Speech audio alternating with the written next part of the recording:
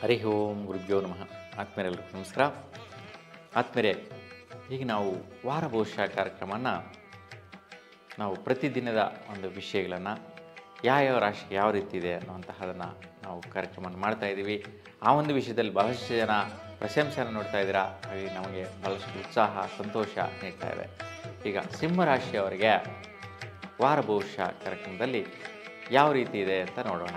ನೋಡಿ, ಶ್ರೀ ಕ್ರೋಧಿನಾಮ ಸಂವತ್ಸರೆ ಉತ್ತರಾಯಣ ಶಶಿ ಋತು ಮಾಘ ಮಾಸೆ ಶುಕ್ಲಪಕ್ಷ ದಿನಾಂಕ 2 ಫೆಬ್ರವರಿ 2025ರಿಂದ ದಿನಾಂಕ 8 ಫೆಬ್ರವರಿ 2025ರವರೆಗೆ ಈ 7 ದಿನಗಳ ಕಾಲ ಸಿಂಹರಾಶಿಯವರಿಗೆ ಯಾವ ದಿನ ಯಾವ ರೀತಿ ಇದೆ ಅನ್ನೋದನ್ನು ನೋಡೋಣ.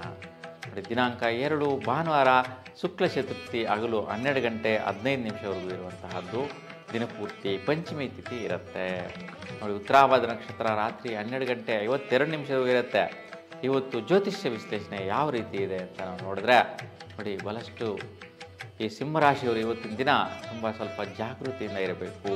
ಯಾಕಪ್ಪ ಅಂತಂದರೆ, ನೋಡಿ, ಸ್ನೇಹಿತರಿಂದ ಸ್ವಲ್ಪ ಆರೋಗ್ಯ ಕೆಡುವಂತಹ ಸಾಧ್ಯತೆ ಇರುತ್ತೆ. ಇದು ಸ್ವಲ್ಪ ದಂಪತಿಗಳಿಗೂ ಕಿರಿಕಿರಿ ಆಗುವಂತಹದ್ದು. ನೋಡಿ, ಗಂಡ ಹೆಂಡತಿ ಮಧ್ಯೆ ಯಾರೋ ಒಬ್ಬರು ಸ್ನೇಹಿತರಿಂದ ಸ್ವಲ್ಪ ಅಡಚಣೆಗಳು ಬರುವಂತಹದ್ದು, ಇಲ್ಲ ಏನೋ ಒಂದು ಫೋನ್ ಮಾಡಿ ಕರೆ ಮಾಡಿ ಕರೆಸ್ಕೊತಾರೆ, ಯಾವುದೋ ಒಂದು ಪಾರ್ಟಿಗೆ ಫಂಕ್ಷನ್ಗೆ ಓಡಾಡ್ತಾರೆ. ಅಲ್ಲಿನ ಒಂದು ತೊಂದರೆಗಳು ವೈಪರೀತ್ಯಗಳಿಂದ ಸ್ವಲ್ಪ ಗಂಡ ಹೆಂಡತಿ ಮಧ್ಯೆ ಕೂಡ ಕಿರಿಕಿರಿ ಆಗುವಂತಹ ಸಾಧ್ಯತೆ. ಸೊ ದಂಪತಿಗಳಿಗೆ ಸ್ವಲ್ಪ ಅಸಂತೃಪ್ತಿಕರವಾದಂತಹ ದಿನ ಇವತ್ತು ಅಂತಲೇ ಹೇಳ್ಬೋದು. ಅದಕ್ಕೆ ಇದು ಯಾರಿಂದ ಬರ್ತದೆ? ಸ್ನೇಹಿತರಿಂದ ಬರುತ್ತೆ. ಸ್ನೇಹಿತರಿಂದ ಆರೋಗ್ಯ ಕೆಡಿಸ್ಕೊಳ್ಳೋ ರೀತಿಯಲ್ಲಿ ಬರುವಂತಹ ಕ್ರಿಯೆಗಳಾಗಿ ಯಾವುದಾದ್ರೂ ಆಗಿರ್ಬೋದು. ಈ ವಿಚಾರದಲ್ಲಿ ಆಗುವಂತಹ ಒಂದು ದಂಪತಿಗಳಿಗೆ ಅಸಂತೃಪ್ತಿ. ಇನ್ನು 3ನೇ ತಾರೀಕು ಸೋಮವಾರ ಶುಕ್ಲ ಪಂಚಮಿ ಆಗಲು 10 ಗಂಟೆ 1 ನಿಮಿಷವರೆಗೂ ಇರುತ್ತೆ. ತದನಂತರ ಷಷ್ಠಿ ತಿಥಿ ದಿನಪೂರ್ತಿ ಇರುವಂತಹದ್ದು. ನೋಡಿ, ಇವತ್ತು ರೇವತಿ ನಕ್ಷತ್ರ ರಾತ್ರಿ 11 ಗಂಟೆ 18 ನಿಮಿಷವರೆಗೂ ಇರುತ್ತೆ. ಇವತ್ತು ಜ್ಯೋತಿಷ್ಯ ವಿಶ್ಲೇಷಣೆ ಯಾವ ರೀತಿ ಇದೆ ಅಂತ ನೋಡಿದ್ರೆ, ನೋಡಿ, ಸಿಂಹರಾಶಿಯವರಿಗೆ ರಾಶಾಧಿಪತಿ ಸೂರ್ಯ ಇವತ್ತು ಬಿಸ್ನೆಸ್ಸು ವ್ಯವಹಾರಗಳಲ್ಲಿ ವಿಶೇಷವಾಗಿ ಸ್ವಲ್ಪ ಇನ್ವೆಸ್ಟ್ಮೆಂಟ್ ಮಾಡುವಂತಹ ಬದಲಾವಣೆ ಬರುತ್ತೆ. ಮತ್ತು ಸ್ನೇಹಿತರು ಒತ್ತು ಕೊಡುವಂತಹ ಸ್ವಲ್ಪ ದುಡ್ಡು ಕಾಸು ಸಪೋರ್ಟ್ ಮಾಡ್ತಾರೆ, ಅವರಿಂದಾನೇ ಲಾಭ ಆಗುತ್ತೆ. ಅವರ ಒಂದು ವಿಚಾರದಲ್ಲಿ ಸ್ವಲ್ಪ ಶ್ರಮ ಪ್ರಯತ್ನದಿಂದ ಮೇಲೆ ಬರುವಂತಹ ಸದಾವಕಾಶಗಳು ಆಗುವಂಥ ಸಾಧ್ಯತೆ ಜಾಸ್ತಿ ಇರುತ್ತೆ. ಇವತ್ತಿನ ದಿನ ಸ್ವಲ್ಪ ಉತ್ತಮವಾದಂತಹ ಫಲದ ದಿನ. ಶುಭವಾದ ಗ್ರಹಗಳ ಒಂದು ಅನುಕೂಲ ಯೋಗ ಇವತ್ತು ಕೂಡಿ ಬರುತ್ತೆ. 4 ಮಂಗಳವಾರ ಶುಕ್ಲ ಷಷ್ಠಿ ಬೆಳಗ್ಗೆ 7 ಗಂಟೆ 40 ನಿಮಿಷವಾಗಿರುತ್ತೆ. ದಿನಪೂರ್ತಿ ಸಪ್ತಮಿ ತಿಥಿ ಇರುವಂತಹದ್ದು. ಅಶ್ವಿನಿ ನಕ್ಷತ್ರ ರಾತ್ರಿ 9 ಗಂಟೆ 49 ನಿಮಿಷವಾಗಿರುವಂತಹದ್ದು. ಇವತ್ತು ಜ್ಯೋತಿಷ್ಯ ವಿಚಾರ ನೋಡಿದ್ರೆ ವಿಶೇಷವಾಗಿ ಭಾಗ್ಯ ಪ್ರಯತ್ನ ವಿಚಾರದಲ್ಲಿ ಸ್ವಲ್ಪ ದುಡ್ಡು ಕಾಸು ವ್ಯವಹಾರದಲ್ಲಿ ಸ್ವಲ್ಪ ಒತ್ತಡ ಬರುತ್ತೆ. ಭಾಗ್ಯ ಅಂತಂದರೆ ಏನೋ ಒಂದು ಇನ್ವೆಸ್ಟ್ಮೆಂಟ್ ಆಗಿರುತ್ತೆ, ಏನೋ ಒಂದು ಭಾಗ್ಯಕ್ಕೋಸ್ಕರ ನೀವು ಮುಂದುವರಿಸುವಂಥ ಪ್ರಯತ್ನಗಳು, ಅದು ಸ್ವಲ್ಪ ದುಡ್ಡು ಕಾಸು ವಿಚಾರ ಶಾರ್ಟೇಜ್ ಆಗುವಂತಹದ್ದು. ಆ ದುಡ್ಡು ಕಾಸು ಒದಗಿ ಬರೆದಿರುವಂತಹದ್ದು. ಇವತ್ತು ಬೇಕೇ ಬೇಕು, ಇವತ್ತು ಅದನ್ನು ತಗೊಳ್ಳೇಬೇಕು, ಇವತ್ತು ಲಾಸ್ಟ್ ಡೇಟು, ಈ ರೀತಿಯ ಒಂದು ನಿಮಗೆ ಕಡೆಯ ದಿನ ಅಂತೇಳಿ ಹೇಳ್ಬೋದು, ಕೊನೆಯ ದಿನ ಅವಕಾಶ ಅಂತೇಳಿ ಹೇಳ್ಬೋದು. ಆ ರೀತಿಯ ಒಂದು ಸಂದಿಗ್ಧವಾದಂತಹ ಭಾಗ್ಯ ಪ್ರಯತ್ನಗಳಿಗೋಸ್ಕರ ಸ್ವಲ್ಪ ದುಡ್ಡು ಕಾಸು ಅವನಿಸುವಲ್ಲಿ ಒತ್ತಡದ ಪ್ರಭಾವ, ಸಂದಿಗ್ಧವಾದ ಪ್ರಭಾವ, ಟೆನ್ಷನ್ ಬರುವಂತಹ ಪ್ರಭಾವ ಈ ಒಂದು ಕಾಣ್ತೀರಾ. ಅದಕ್ಕೋಸ್ಕರ ಏನು ಮಾಡಬೇಕು ಅಂತಂದರೆ, ಇವತ್ತು ಮುಖ್ಯವಾಗಿ ಬೆಳಗಿನ ಜಾವ ಮನೆಯಲ್ಲಿ ತುಪ್ಪದ ದೀಪವನ್ನು ತಂಬಿಟ್ಟು ದೀಪದಲ್ಲಿ ಬೆಳಗಿಸ್ಬೇಕಾಗಿರುತ್ತೆ. ಸೊ ತಂಬಿಟ್ಟು ದೀಪದಲ್ಲಿ ತುಪ್ಪದಿಂದ ಬೆಳಗಿಸೋದ್ರಿಂದ ಇವತ್ತಿನ ದಿನದ ಹಣಕಾಸಿನ ವ್ಯವಹಾರ ಒತ್ತಡಗಳೆಲ್ಲ ಕೂಡ ನಿವಾರಣೆ ಆಗುತ್ತೆ. ಇನ್ನು ಬುಧವಾರ 5ನೇ ತಾರೀಕು ಶುಕ್ಲ ಅಷ್ಟಮಿ ರಾತ್ರಿ 3 ಗಂಟೆವರೆಗೂ ಇರುತ್ತೆ. ಇವತ್ತು ಭರಣಿ ನಕ್ಷತ್ರ ರಾತ್ರಿ 8 ಗಂಟೆ 35 ನಿಮಿಷವರೆಗೂ ಇರುವಂತಹದ್ದು.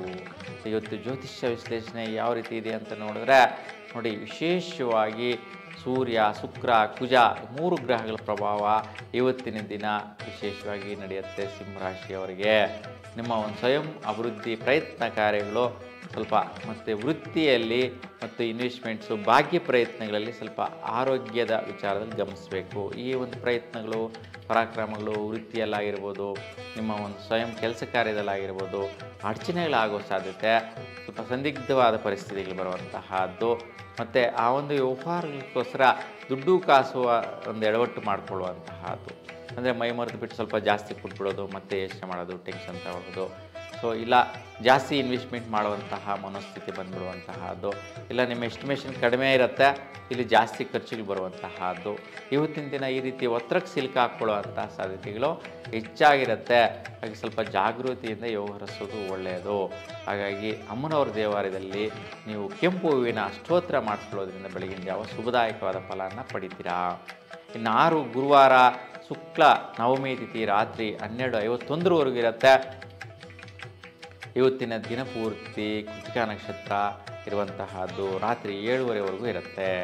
ಹಾಗಾಗಿ ಇವತ್ತು ವಿಶೇಷವಾಗಿ ನಿಮ್ಮ ಸ್ವಯಂ ಪ್ರೇರಣೆಯ ಅಭಿವೃದ್ಧಿಗಳಿಗೋಸ್ಕರ ಕೆಲಸದಲ್ಲಿರುವಂತಹ ಸ್ನೇಹಿತರಿಂದ, ನೀವು ಎಲ್ಲಿ ಕೆಲಸ ಮಾಡ್ತಾ ಇರ್ತೀರಾ ಅಲ್ಲಿ ಕೊಲೀಗ್ಸ್ ಅಂತೇಳಿ ಹೇಳ್ಬೋದು, ಸ್ನೇಹಿತರಿಂದ ಒಳ್ಳೆಯ ರೀತಿಯ ಒಂದು ನಿಮಗೆ ಸಾಥ್ ಕೊಡುವಂತಹದ್ದು, ಅವರಿಂದ ನಿಮ್ಮ ವೃತ್ತಿಗೆ ಇನ್ನಷ್ಟು ಅಭಿವೃದ್ಧಿ ಸಿಗುವಂತಹದ್ದು, ಇಲ್ಲ ವೃತ್ತಿಯಲ್ಲಿ ಸ್ವಲ್ಪ ಸಪೋರ್ಟ್ ನೀಡುವಂತಹ, ಸಹಕಾರ ನೀಡುವಂತಹ ಮನೋಭಾವ ಅವರಿಂದಲೇ ನಿಮ್ಮ ಹತ್ರ ಬರುವಂತಹದ್ದು, ಅವರೇ ಕೇಳಿಬಿಟ್ಟು ಹೆಲ್ಪ್ ಮಾಡುವಂತಹ ಒಂದು ಸಾಧ್ಯತೆಯ ದಿನ ಇವತ್ತು ನಿಮ್ಮದಾಗಿರುತ್ತೆ. ಶುಭವಾದಂತಹ ದಿನ. ಮತ್ತು ಸರ್ಕಾರಿಯಲ್ಲಿ ವೃತ್ತಿಯಲ್ಲಿರ್ತಕ್ಕಂಥವರು ಕೂಡ ಒಳ್ಳೆಯ ರೀತಿಯ ಸುಖ ಭಾಗ್ಯಗಳು ಸಿಗುವಂತಹ ಅನುಕೂಲಗಳು ಲಭಿಸುತ್ತೆ. ಇನ್ನು ದಿನಾಂಕ 7 ಶುಕ್ರವಾರ ಶುಕ್ಲ ದಶಮಿ ರಾತ್ರಿ 10:55ವರೆಗೂ ಇರುವಂತಹದ್ದು. ಇನ್ನು ರೋಹಿಣಿ ನಕ್ಷತ್ರ ರಾತ್ರಿ 8:22ವರೆಗೂ ಇರುತ್ತೆ.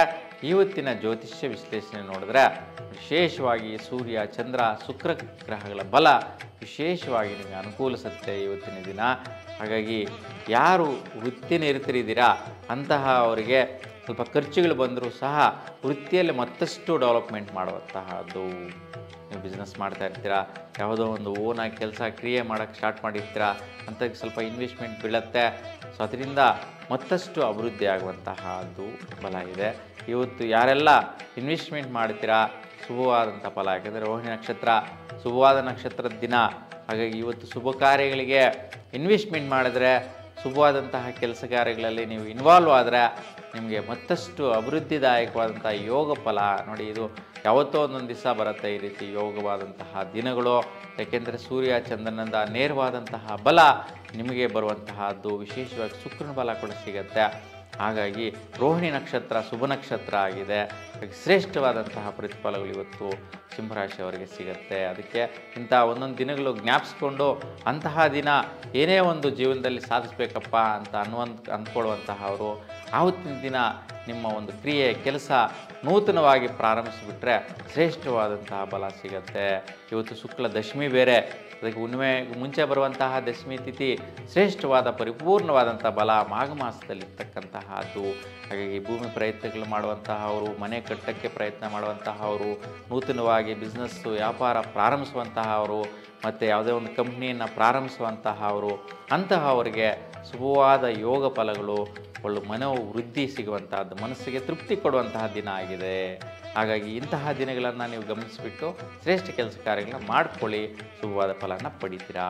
ಇನ್ನು ದಿನಾಂಕ 8 ಶನಿವಾರ ಶುಕ್ಲ ಏಕಾದಶಿ ರಾತ್ರಿ 9:16ವರೆಗೂ ಇರುವಂತಹದ್ದು. ಮೃಗಶಿರ ನಕ್ಷತ್ರ ಸಾಯಂಕಾಲ 6:07 ಇರುತ್ತೆ.